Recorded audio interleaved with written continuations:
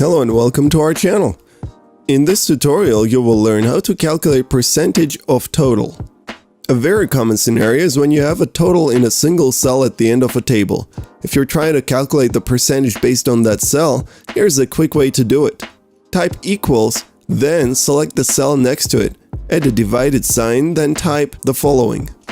This is the location of that total number.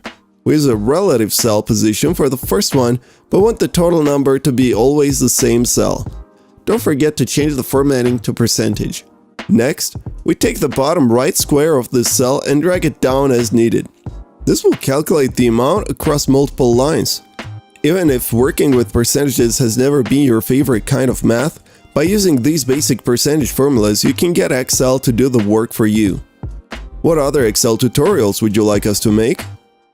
If you liked this video, don't forget to give it a thumbs up and subscribe to our channel.